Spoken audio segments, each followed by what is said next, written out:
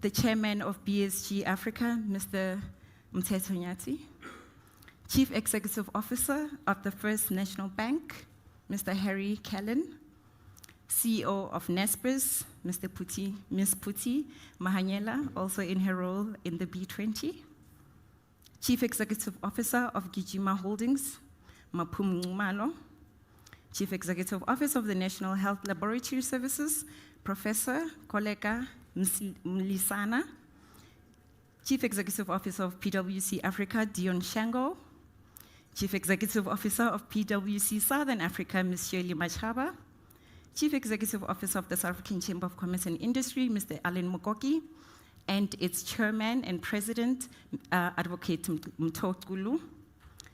The Microsoft leadership, led by Vice Chair and President of Microsoft, Mr. Brett Smith, his Chief of Staff, Ms. Carol Ann Brown, Microsoft Africa General Manager, Ms. Lillian Barnard, and our Corporate External and Legal Affairs Africa Lead, Mr. Daniel Brown.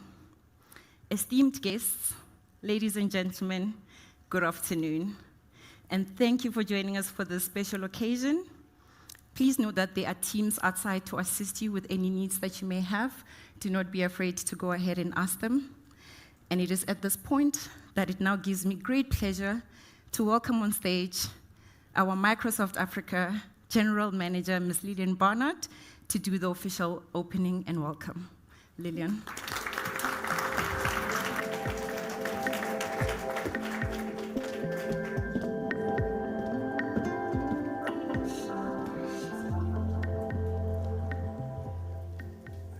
His Excellency, the President of the Republic of South Africa, President Cyril Ramaphosa, Honorable Premier of Gauteng, Panyaza Lesufi, Honorable Deputy Minister of DCDT, Mondli Ngugubele, Executive Mayor of Kululeni, Nkosi Diphile Nxakasa, Commissioner of the South African Revenue Services, known as SARS that we all know, Mr. Edward Kieswetter, all protocol observed, distinguished guests, captains of industry, leaders in our market, ladies and gentlemen, and members of the media.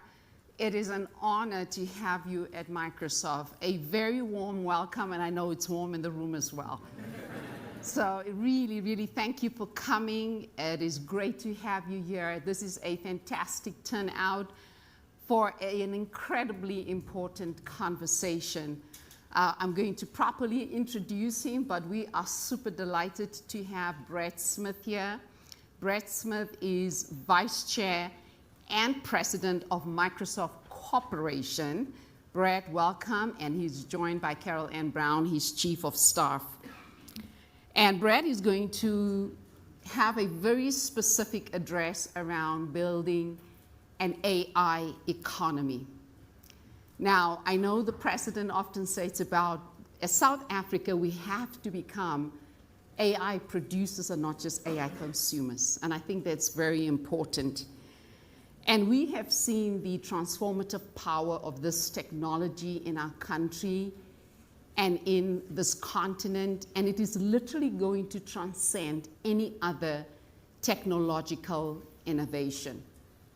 We are excited because we believe that AI is going to be our opportunity as a country and as a continent to literally leapfrog. It's going to solve some of our most pressing challenges: agriculture, healthcare, you name it. And I believe today we have the opportunity to accelerate our innovation because we have technology and it is literally at our fingertips. And I'm super excited for Brad because he's going to further contextualize this for us on how we as South Africa, the continent and literally beyond, can accelerate, use the technology for our own advancement. I'm going to now introduce Brad before he comes up to do his presentation. Brad has been with Microsoft 31 years, and he did say, please don't read my entire bio, and I'm going to do just that. And he is the legal, he spent let me start from scratch. Brad has been with Microsoft 31 years. He joined in 93, and he spent his first 3 years in Paris leading the legal and corporate affairs team in Europe. He became a member of the senior leadership team in 2002, where he was named Microsoft's general counsel, working very closely with Bill Gates and Steve Ballmer. He spent the following decade leading work to solve the company's antitrust controversies with governments, as well as with companies in the tech sector. In 2015, Satya Nadella asked Brad to become Microsoft's president, and in 2021, Brad also took on the role as vice chair for Microsoft Corporation. Now, in his work as vice chair and president of Microsoft Corporation, Brad is responsible for spearheading the company's work, representing us publicly on a variety of issues involving the intersection of technology and society on topics such as AI, cybersecurity, privacy, environmental sustainability, human rights, digital safety, immigration, philanthropy, and also focusing on products and businesses for nonprofit customers. He co-authored a book with Carol Ann, and the book is named Tools and Weapons. And it focuses on the promise and the peril of the digital age. And he's literally urging the technology sector to assume more responsibility, and also calls on governments to move faster to address the challenges that these new technologies are creating. Brad also has a podcast by the same name, and he expands on the themes in his book, looking at how it is shaping our world today. The New York Times has called Brad the de facto ambassador of the technology industry at large, and the Australian Financial Review has described him as one of the technology's most respected figures. In addition to his work at Microsoft, he's active in several civic organizations in the broader technology industry. In 2014, Brad was named to the Board of Trustees for Princeton University, for which he still continues to serve today. He serves on the board of Netflix, and he's also on the board of directors for Washington State Opportunity Scholarship Program. He served on the board of directors as chair for 15 years for an organization he co-founded with Angelina Jolie in 2008, and it is named Kids in Need of Defense, in short, KIND. And today he transitioned to the board chair emeritus. Prior to joining Microsoft, Brad was an associate and then a partner at a law firm named Covington and Burling, and he is still remembered as the first attorney in the long history of the company in 1986, where he absolutely insisted on having a personal computer on his desk before accepting the job offer. Brad grew up in Appleton, Wisconsin. He attended Princeton University, where he met his wife, Kathy.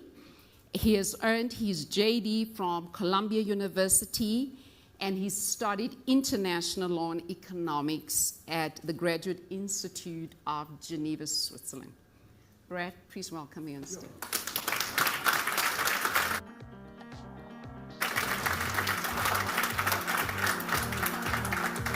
Thank you. Thank you for having me here. Thank you. And to think that I made her promise to deliver the short version. Your Excellency, Mr. President, all of you distinguished guests, thank you for being here. It is such an honor for all of us at Microsoft to have you here today. And I have to say, for me, it's a personal pleasure because Microsoft has been here in South Africa for 32 years. I made my first visit to South Africa at almost exactly the same time.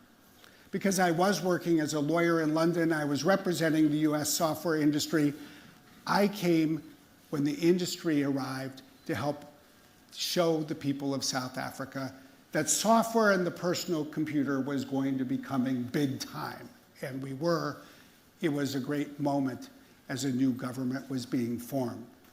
Today, I want to share a little bit about the investment announcements we're making, but really give you the broader context, as Lillian mentioned, about what I think AI means for the economy here and indeed for the economy of the world.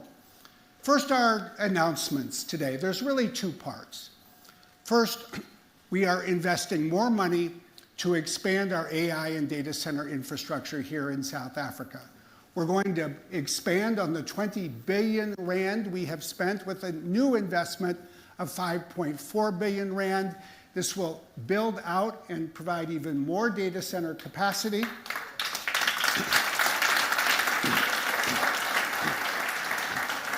And one of the things we're doing here, while we don't publish the numbers, I see them all, there's always an interest in GPUs, the graphical processing units that really are the chips that power AI. You should know South Africa is getting even more than its share because that's a reflection of what we believe can be put to use here and through South Africa to much of the rest of Africa as a whole. It is a very important step by Microsoft. But the second aspect, I think in some ways is even more meaningful. It's our investment in skilling. Earlier this year, Lillian announced that we would invest to bring AI skills to 1 million people here in South Africa. Think of that as a broad effort to equip many people with access to AI so they can start to learn how to use it. But we recognize that in addition to that breadth, depth makes all the difference in the world in building a stronger economy. And that's why we're announcing today that we're investing, we're paying, so that 50,000 people here can go get the additional courses and take the certification exams to get what we call a Microsoft certification.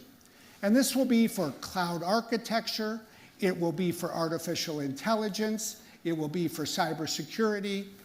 These are precisely the certificates and the skills that win people's jobs. Because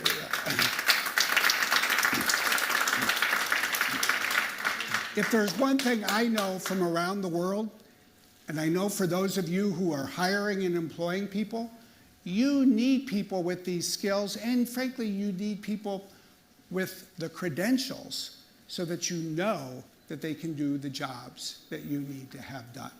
So we're very excited about how these two things fit together. And what I really want to talk a little bit now is the broader course of technology. How should we think about artificial intelligence and what it means for South Africa and what it means for the world?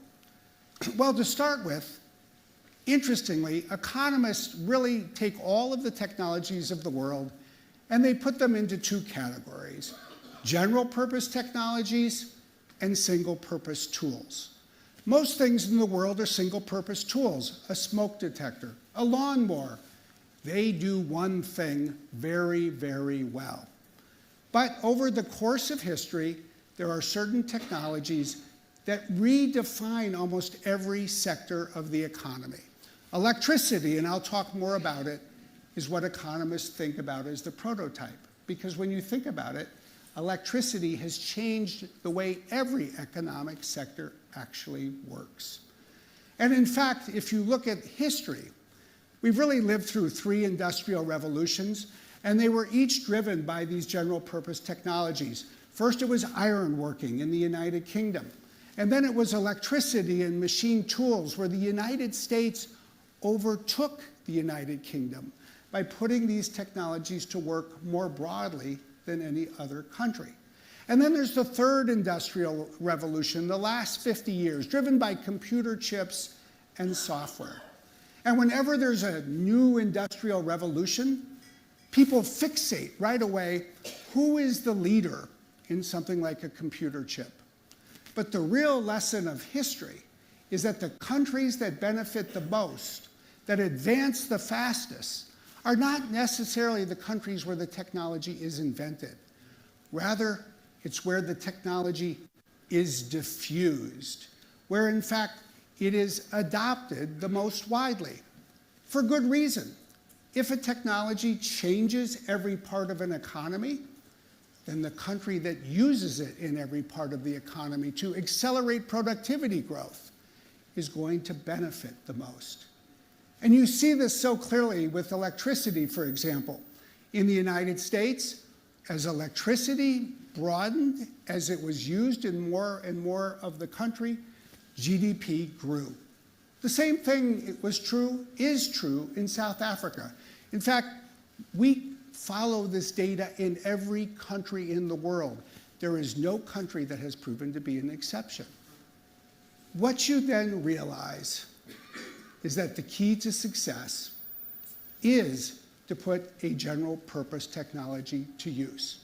So as we think about the future in this new AI era, we start with this strong conviction that artificial intelligence is the next great general purpose technology, or GPT.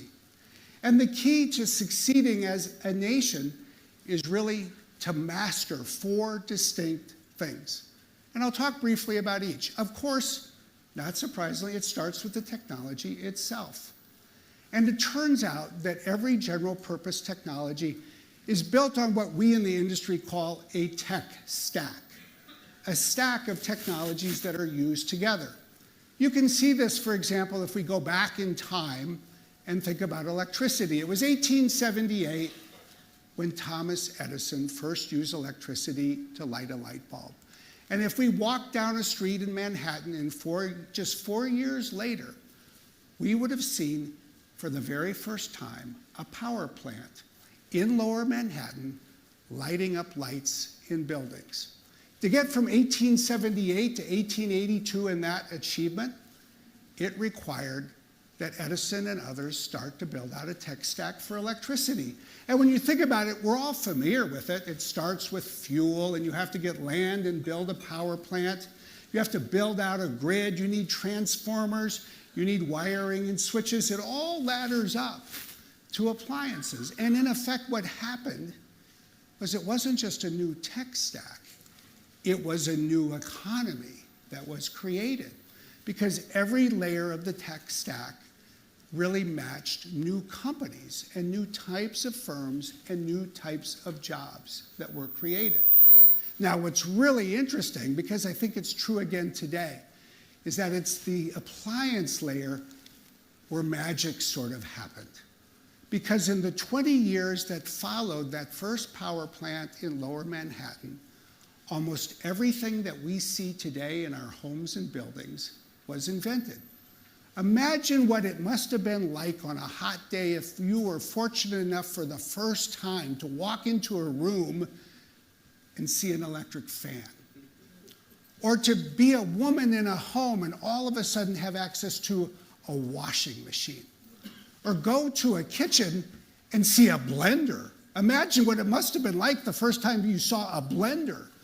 All of these things were powered by electricity and invented between 1880 and 1900.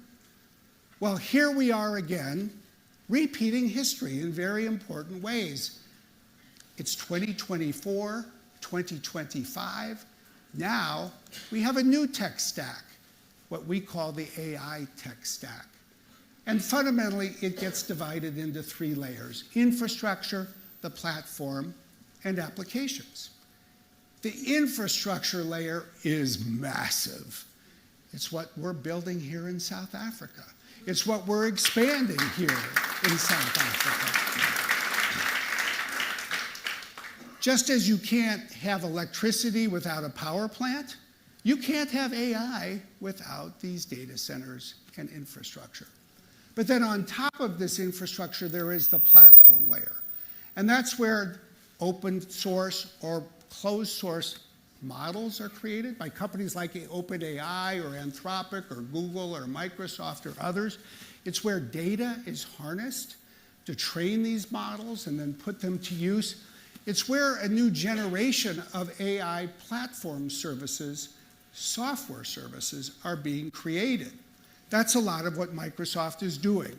We're working with partners, and we're working ourselves to create all the platform software components, all for one reason, so that above this part of the stack, at the applications layer, people can get to work and create new things.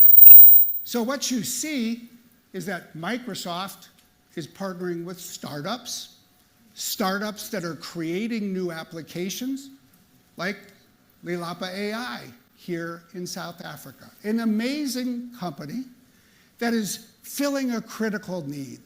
It's creating a foundation model that works with African languages and then uses that capability to provide translation from one language to another in text, interpretation by voice, to enable individuals to create in one language and then publish in another. But the amazing thing about the applications layer is it's not just companies that are startups that are creating these applications. It's ultimately everybody. It's big companies who are using new AI-infused applications to change, say, manufacturing or drug discovery. It's nonprofits that are changing the way they work. It's governments, like SARS, that is using AI and the power of these models to improve the ability to collect revenue, to improve the way that citizens can interact with the government itself. Believe me, as someone who travels the world, who goes to so many countries over the course of a year, it's a rare day like today where I get to not only make an announcement, but see what I really regard as world-leading government leadership, not just in policy as you have here, but in the development of the applications, like what you see at SARS. And when it really, yeah.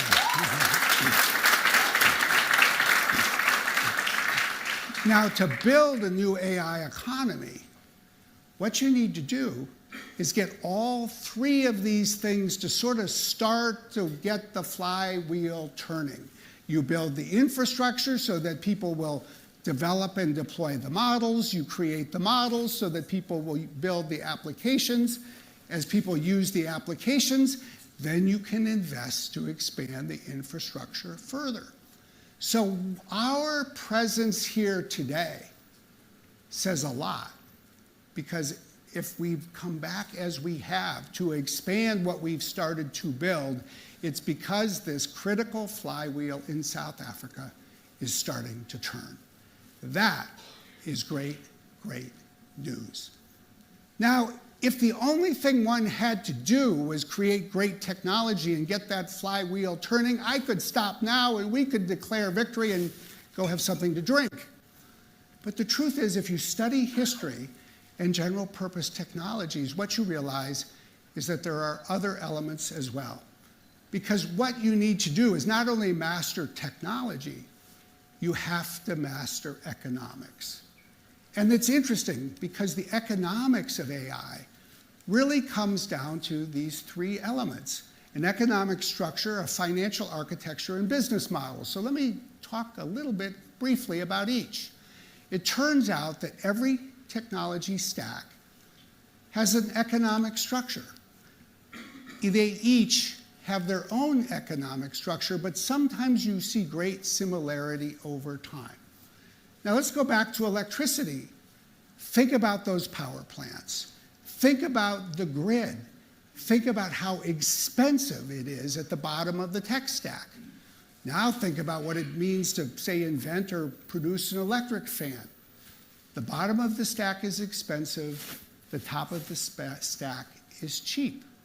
What is most interesting about that is that it is basically the same thing that we're seeing for AI.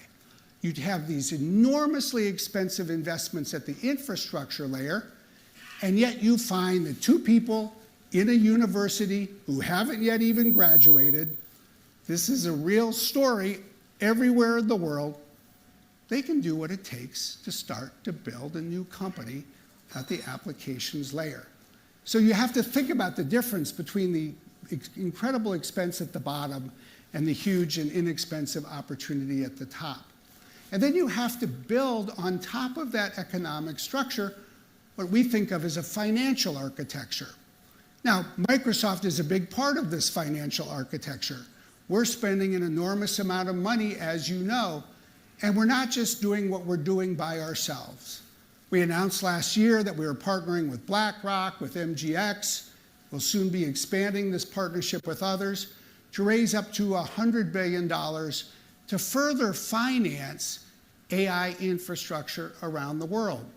And what we're really starting to see, I think, is real innovation in a broad financial architecture. It starts with the private companies. It then goes to private capital. It includes sovereign wealth funds. And I think before we're done, we're going to find that it takes development banks and others to fully bring AI all around the world, especially across Africa.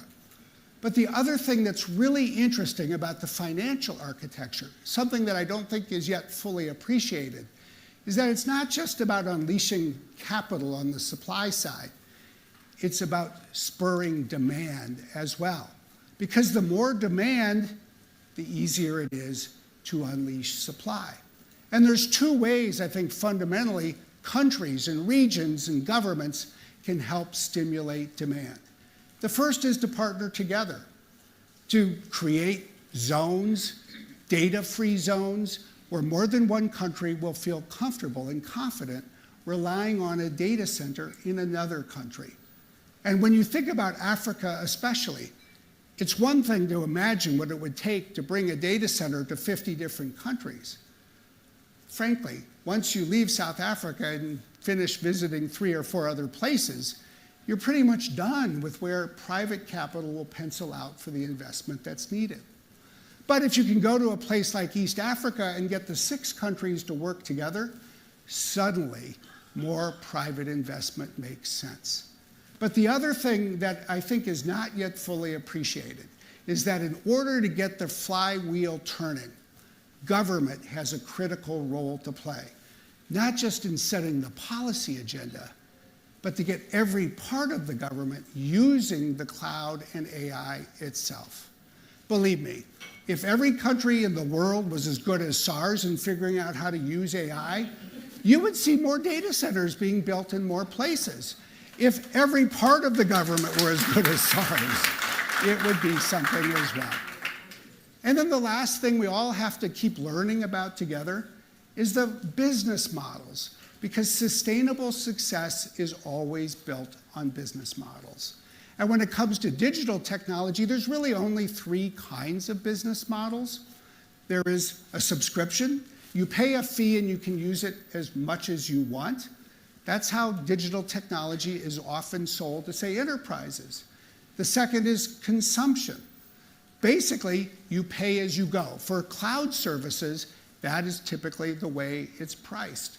And then there's advertising. You give it away for free, and you then make money on ads. So whenever you see a technology service, you can ask yourself which one of these business models is applicable here. To me, the fascinating insight from history is that these evolve.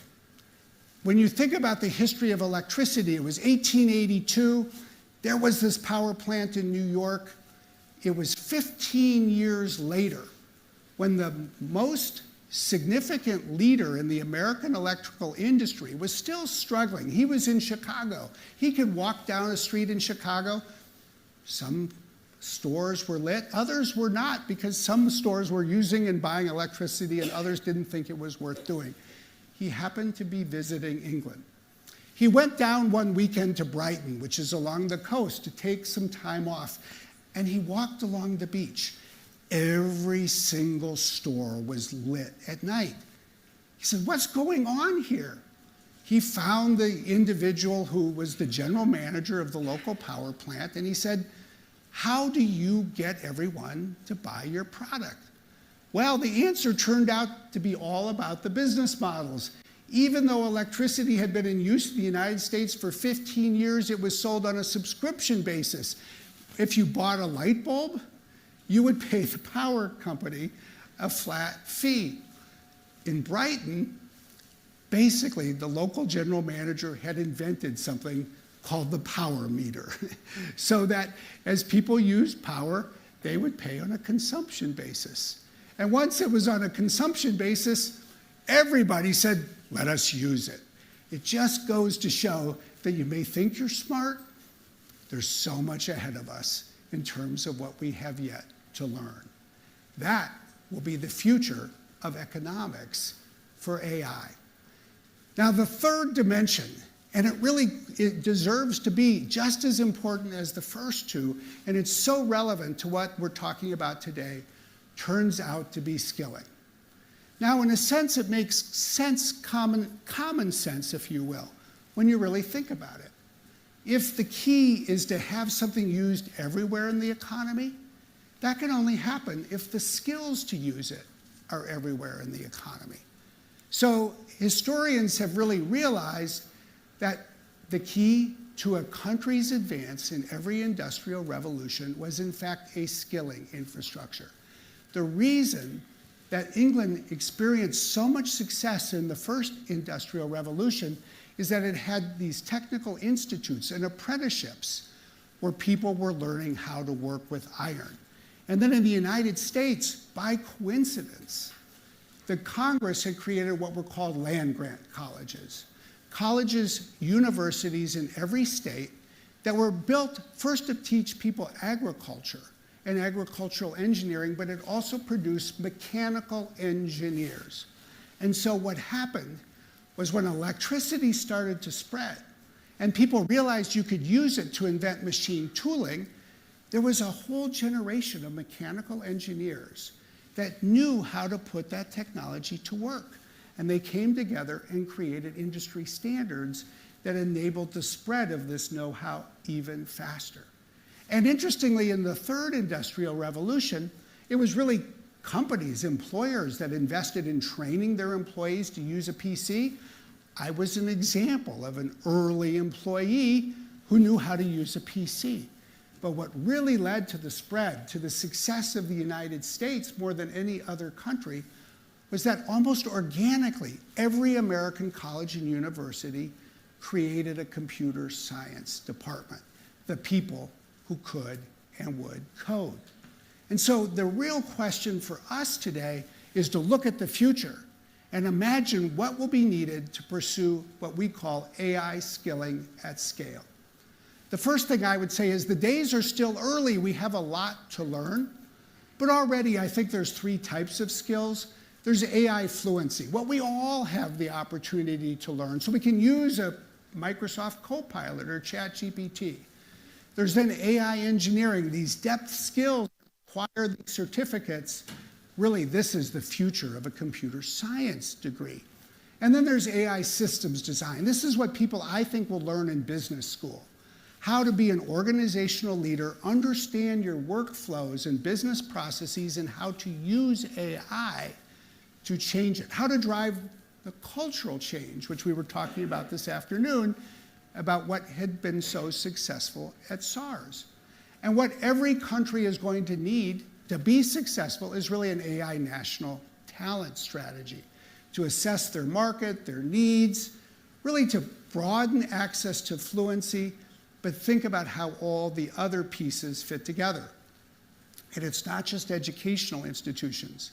It's nonprofits like Youth Employment Services. Yes, that I had the opportunity to visit yesterday. A great organization that is literally helping 37,000 people a year, as I'm sure many of you are familiar with.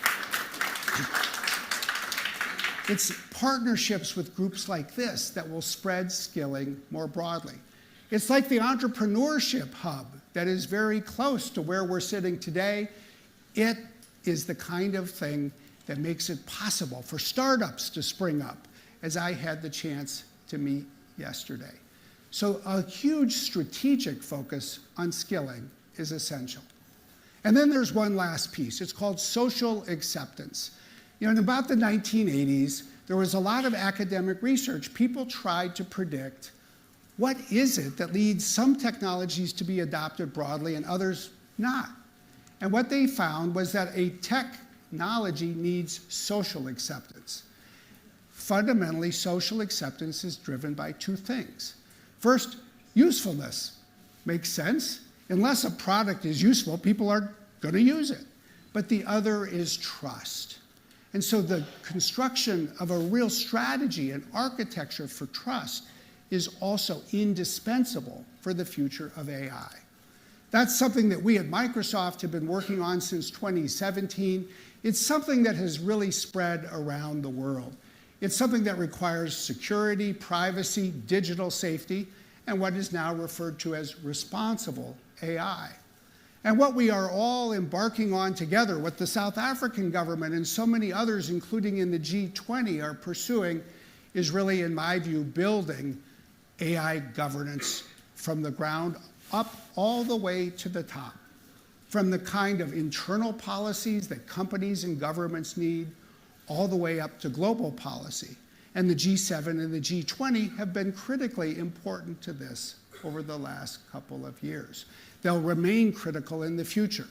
And of course, given that we're in the 21st century and not the 19th, we also have to remember that we can't have, I think, a responsible approach to AI unless we also think about and actively address the need for sustainable AI, something that quite rightly has become a central part of the tech sector's investments and focus. Those are the things that ladder up to social acceptance.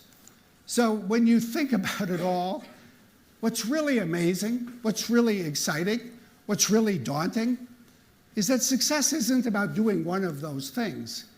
It's about doing all four of them at the same time. And if there's one thing that I think distinguishes Microsoft from other companies, it's that this is exactly what we're trying to do.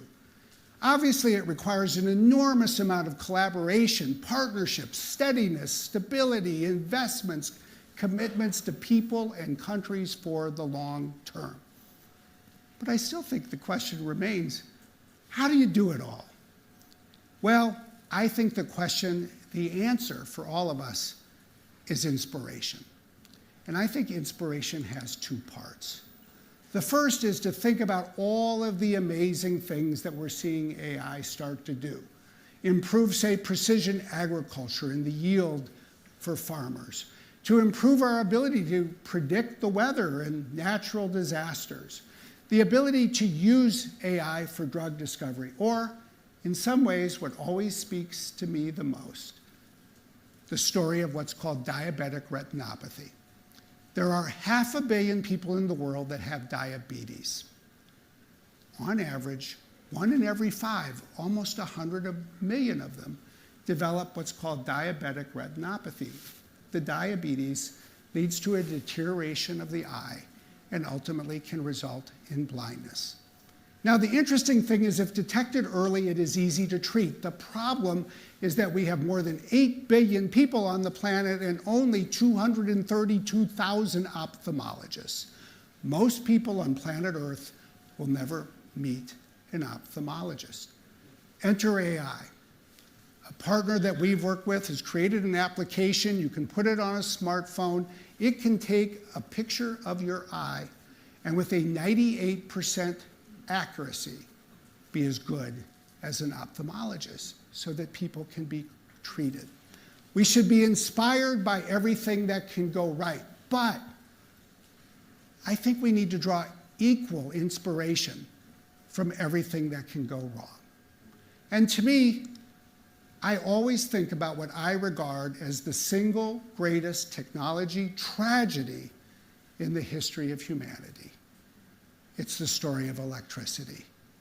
The fact that it was more than 140 years ago that Thomas Edison lit up Lower Manhattan, and yet, as you know, today, 700 million people, 43% of the population in Africa, still do not have access to electricity. Why did this happen? Well, I think, as somebody who thinks a lot about historical lessons, it's in part because of that economic or financial architecture. These power plants were so expensive to build. And it's frankly because the colonial powers of the late 1800s, the early 1900s, built railways, but not power plants. And there was no private sector that was able to or wanted to go around the world and build out the electrical infrastructure that every part of planet Earth would need.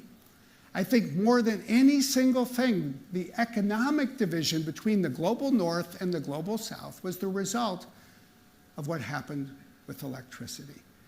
It is a cautionary tale that I think should inspire us to do better. And what I would say is what we have the opportunity to do at Microsoft, what we have the opportunity to do together with the business community in South Africa, with the government and nonprofit community in South Africa, is to dream bigger, to be bolder, to pursue something that Thomas Edison never dreamed of doing. Because if we can master all four of these things and do them well, we can bring AI to the world. That is what today is all about. Thank you very much.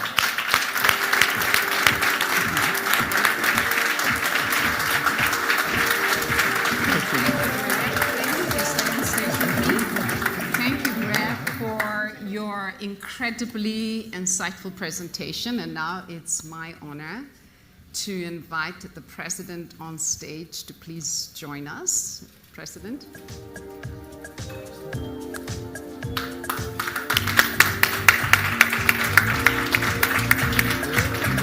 Yes.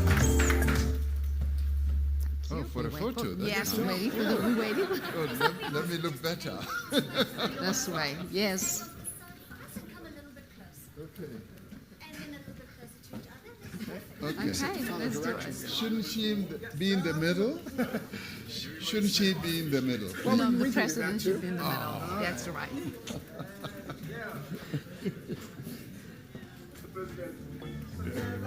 Yes. And I'm leaving the photo now. Don't go. And then it's the president and Brett. Yes. I think I should leave you.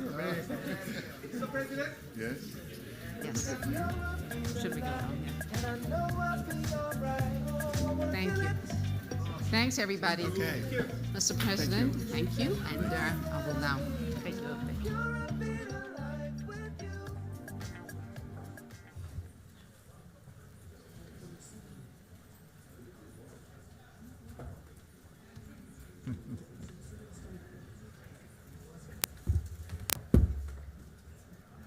Well, Brad, let me thank you.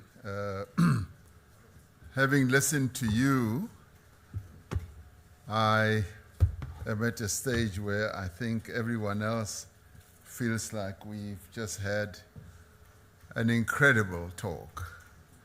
And maybe that's all we ever wanted to hear.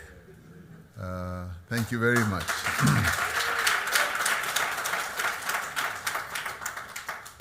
But let me just regale you a little bit about why I love AI, artificial intelligence.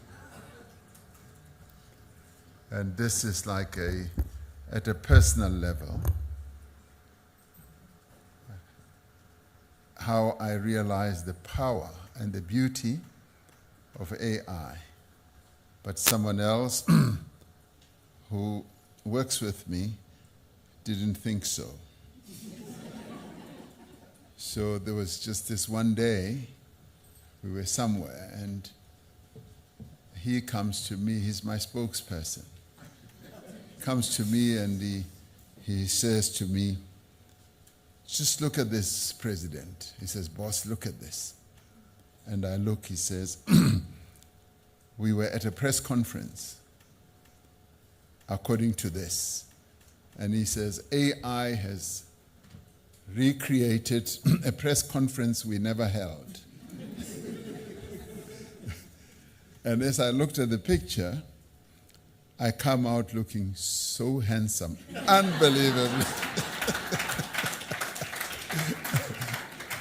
And unfortunately for him, and he's a tall guy, he comes out looking much more plumpy, with a round face. And that's when I said, I love this AI. So I'd like to thank you, Brad, and all of you who are here present. It's a real joy and a pleasure to be here and to be here with leaders from government and from business, all of you. This for us is a real momentous occasion to have had an announcement of such enormous proportions, where Microsoft, a global company, a global player, which is an American company with an African heart. That's what I think Microsoft is. And as we were talking earlier with Brad, I said, Brad, you are very brave. You are very brave to have come out during this And that's when I saw that this company really has an African heart. The company's commitment to Africa and to South Africa has been solid and also very dependable over the more than 30 years that Microsoft has been here, as well as being impressive. Microsoft has had constant presence in our country, virtually, as we've heard, since the dawn of our democracy, and having opened up its first offices here in 1992. Since then, Microsoft has substantially expanded its local footprint and is almost in every corner of our country, and has now got thousands of partners as well as customers. The company's commitment, particularly to skills and capacity building, is most impressive, as we saw in Brad's presentation here. So this company is actively working to empower young South Africans with skills for the digital economy. We are particularly excited about the launch of a National AI Skilling Initiative that will focus on providing, as we saw, AI skills training also for public servants. We've got Professor Busani Ngaweni, I haven't seen him, but I heard he's here, who is the principal of the School of Government.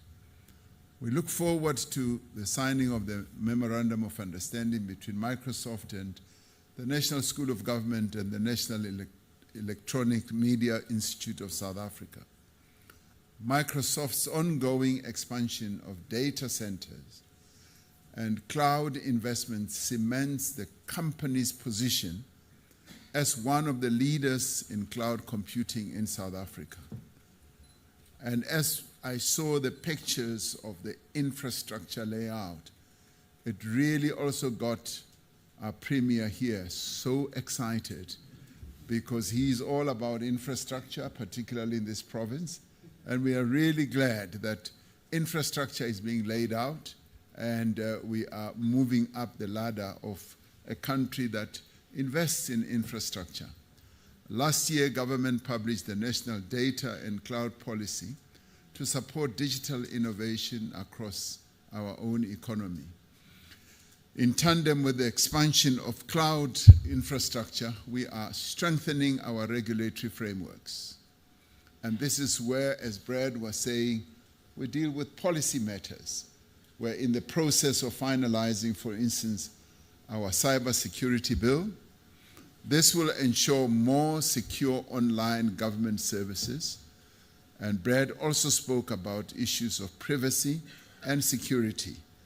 And this, in many ways, will enable our citizens to transact and conduct online services safely. Already we've got an arm of our government, SARS, through which we are able to interface with what SARS does to collect money. That's what they exist for. So when you see the commissioner here, all he's interested in is your money. He wants to collect your money.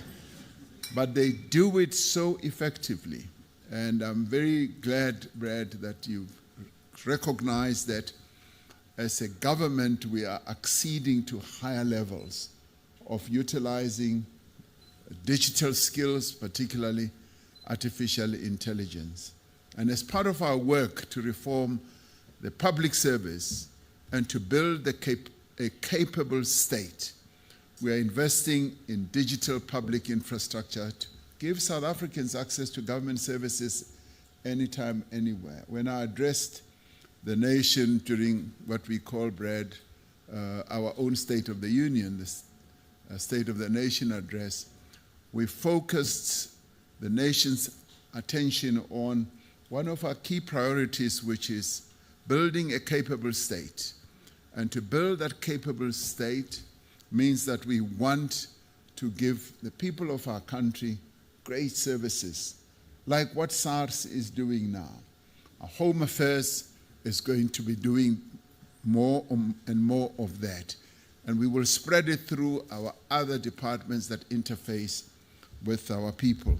And Microsoft is one of those companies that are going to enable us and help us to be able to reach that level of proficiency. And at the heart of this process, which we call transformation, is the implementation of a digital identity system that will transform the relationship between citizens and government and create one government that is accessible to every person at a touch. And today, those who interface with SARS, those who are taxpayers, are able to interface with our government through a number, through logging on, and get every service that SARS has to give, but especially as they get your money out of your pocket. But beyond blazing a trail in local technology space, the long-standing presence of Microsoft in South Africa is a vote of confidence in our country and in our economy. And I'd give Microsoft, and I'd like to give Microsoft, you can applaud again, a round of applause for showing this confidence in us. Because the strategic investments that Microsoft has announced today stand as a further testimony to this enduring confidence. And for us, what it also means is that indeed we are the gateway into our continent. We've got that capability as a nation and as a country. Now, they signal also to the business and investor community that South Africa's economy continues to hold immense potential, and a potential that is favorable to business and for them to be able to know that they can invest here in a secure manner. Over the past 5 years alone, Microsoft has invested significantly in cloud, in data centers, in agriculture, and in the digital transformation of government services. It is commendable that Microsoft, in many ways, has achieved level 1 broad-based Black economic empowerment status. This shows an exceptional commitment to our country's empowerment goals. And we know that Microsoft has worked very hard to attain this level. And they've been walking this journey of transformation, of change with us as a country.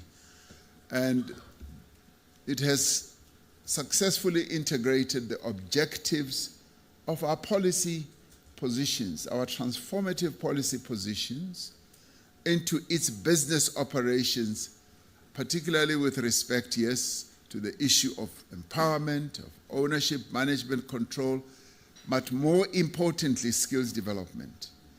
And Microsoft has demonstrated its commitment to addressing the historical imbalances of South Africa's past and to the fostering of an inclusive business environment. Brad, your speech and your input in your presentation was most moving indeed. But the one part that really touched something in my heart was when you did the analysis of looking at the disparity between the global north and the global south. And not many people from the north fully understand what the past that we've been through, and you mentioned the word colonialism, and in our case we mentioned apartheid as well, what that did to entrench that separation between the global north and the global south. And indeed, why is the spread of electricity so stark when you look at the global north and the global south? And then you also drill into your analysis what is happening on our continent. As a country, we have, by dint of hard work, by dint of focusing on what needs to be done to advance the interests of our people, we've been able, Brad, to ensure that almost 93% of the people of South Africa have electricity. And we are very proud about that. Now, this is not what you find in many countries in the global south. It's not what you find in many countries on our continent. And you are therefore in a country that aspires to progress, a country that aspires to be transformative, and a country that aspires to move up the ladder in as far as the digital economy. And it is no wonder that Microsoft defines its mission and its values with the words, "We empower the world." Now, in our briefing session before we came here, I told you that when I saw that word, I just got so endeared to Microsoft. I said, "You empower?" That is the one word that I love the most, because it is about empowerment. Now, today's meeting is indeed about the story of pathfinders for South Africa and for the continent. And your input was more about a call to arms, to embrace innovation. And AI's transformative potential cannot be understated. I mean, apart from making me look very handsome, it cannot be understated. And the global community is rushing to harness the opportunities that it presents. Now, as the United Nations Development Program has said, AI's development, governance, and the use must be inclusive as well as equitable. It must ensure that no country is left behind. Now, Microsoft's commitment to continue training our people here, 50,000 and more, and making sure that up to 1 million people do have access, means that it is committed to leaving no one behind. And AI holds great potential to also drive economic growth, as we saw in Brad's presentation. And AI-powered computing capabilities can bolster existing industries and can bolster businesses as they build their own business models and pave the way to the creation of new businesses. And our main remit as a government is to ensure that we create a conducive environment for businesses to be created, for businesses to grow, and for businesses to contribute to the growth of our economy. Now, as a country, we are developing a national AI policy that seeks to position South Africa as also a leader in AI innovation, while at the same time addressing its ethical, economic, and societal implications. We must heed the words of the United Nations Secretary General, Antonio Guterres, who said that artificial intelligence without guardrails could further exacerbate inequalities and digital divides. The AI revolution is a catalyst, as far as one has deciphered, for job creation, but particularly for young people. Last week at the annual Lekgotla of our basic education sector, I said that future-proofing of our education system means coming to terms with the reality that the first fully digital generation is already in high school today as we speak. The next generation, Generation Beta, will be immersed in tech and in AI from birth and will enter a world of work that is light years away from what it is today. I've said in the past that I went to a conference in Mexico and met, you might be interested to know, Brad, teachers from Canada, and we were talking about coding, and they said they are already teaching coding at 2 years old. 2 years old, and I came back and I said, at 2 years old, they're already doing that. We only start much later. And this is the world that we are in now. And building a robust AI talent pool is therefore a must, and it is critical for us. The application of AI will need to be integrated into our educational curricula. Specialized training programs will need to be offered, and strong partnerships will also need to be forged between academia and industry. As part of its commitment to digital transformation for sustainable development, Microsoft has invested in AI skills as well as training for SMMEs, and we are grateful for that. It has dedicated considerable resources, I'm told, into supporting Black-owned companies pioneering for IR technologies, and we just saw on their pictures some of them. So Microsoft's plans to train 1 million South Africans in AI skills, machine learning, and cybersecurity by 2026 is immensely encouraging and very impressive for a country such as ours, with such a high youth unemployment rate. This comprehensive training will not only prepare young people for jobs in high-tech industries, it will also facilitate self-employment. You spoke about the YES program. It was when I sat down with Stephen Kosef, who used to be the CEO of Investec, and I said, what can the private sector do? What can the private sector do to make sure that young people are job prepared? They get into job situations and be well prepared so that when they get into the world of work, they are ready. And it's pleasing that that program got started. When we launched it, well, initially I thought that it would be like, hundreds of thousands. But it's been building up. It's building up momentum. And I'm rather pleased that a number of companies, including Microsoft, are part of this whole effort.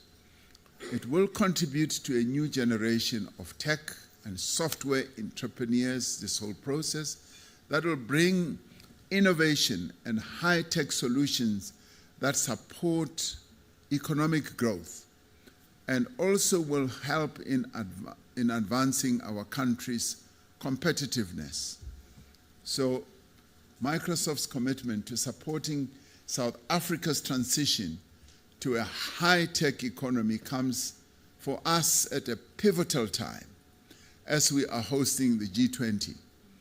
Using AI for sustainable development is amongst the priorities of our G20 partnership, which we have put out there. The Artificial Intelligence Data Governance and Innovation Sustainable Development Task Force that we have set up will be leading this whole stream. We look forward to engagement with the B20, and I'm glad that people like Puti is here, the CEO of Naspers, in her role also as being a leader on the B20, and other industry stakeholders, is in support of the task force work is going to be truly, truly meaningful, because it is here in South Africa that we will showcase, and aided and abetted by companies such as Microsoft, the effectiveness of artificial intelligence and how AI can be utilized to power economic growth. And we have high expectations that our G20 presidency will result in what I would call tangible outcomes, both expanding the global digital economy and leveling the AI playing field for the benefit of all.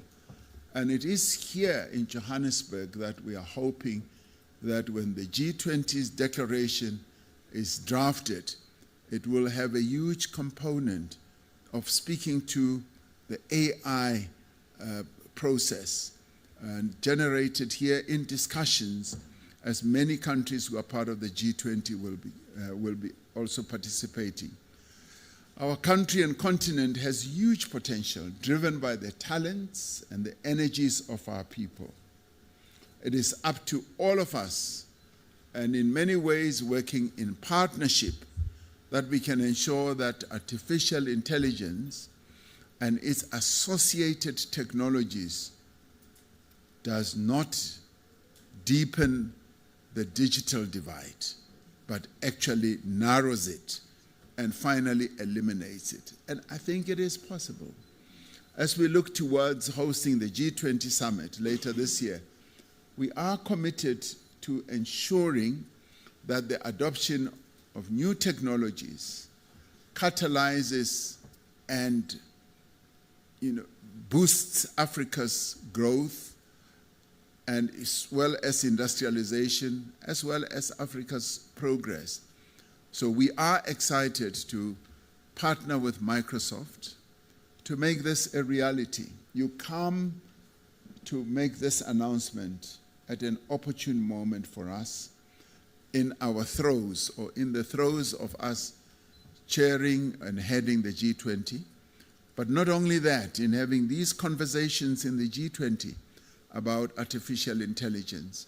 So your presentation, Brad, today is just an enormous boost, but it is also your recognition of South Africa's ability to adapt and to utilize the technologies of artificial intelligence and to integrate that into the work that we do in government.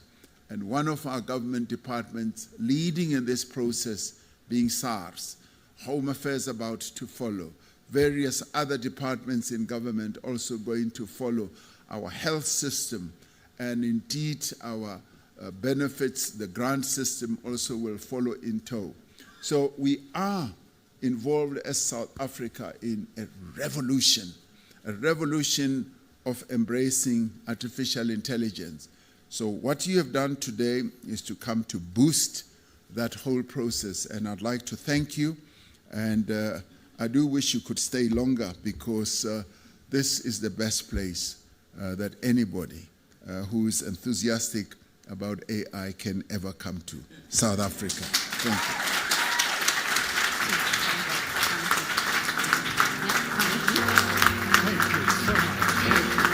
Thank you, Mr. President. Thank you very much.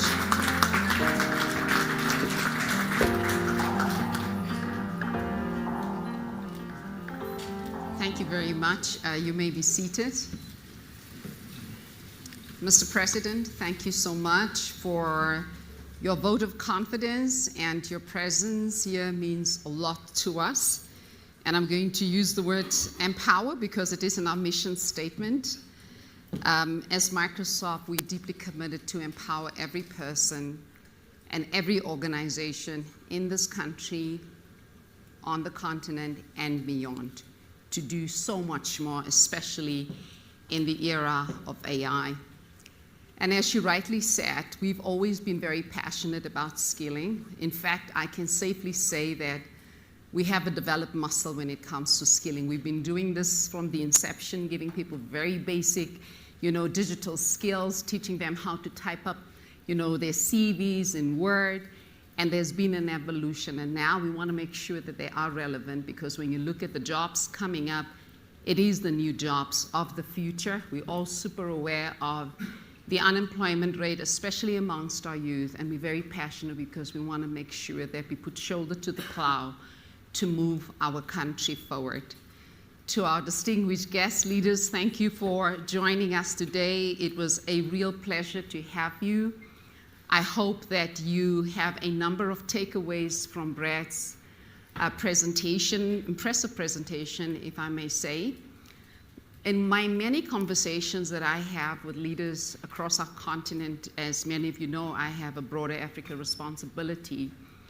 One of the key things we talk about is always, I think number one for me is policy. And we're going to have to make sure that in Africa, in South Africa, we create policies that are enabling. Because we can't get stuck, and I've seen it, when we talked about the Fourth Industrial Revolution, about cloud policy, I think sometimes we were stuck for too long about public-private cloud. I think in the age of AI, we have an opportunity to make sure that we accelerate from a policy perspective. The second observation that I do have is this whole question around use cases. How do we make this technology relevant and useful for ourselves?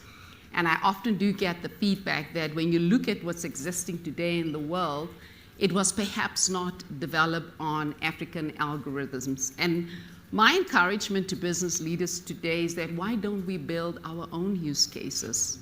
We have seen pockets of brilliance, coming out in Rwanda, in Nigeria, in our own country, but we have to make sure that that becomes pervasive. We are here as Microsoft. We're here to partner with you. I believe that in this age of AI, we need the courage, we need the conviction, and we need the ambition to make sure that we seize this opportunity.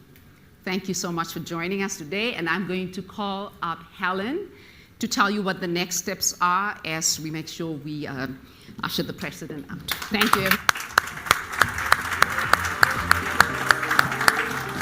Thank you very much, Lillian. I would like to ask our esteemed guests to please exit the room. Can I please ask everyone to please remain seated as His Excellency exits the room? Thank you.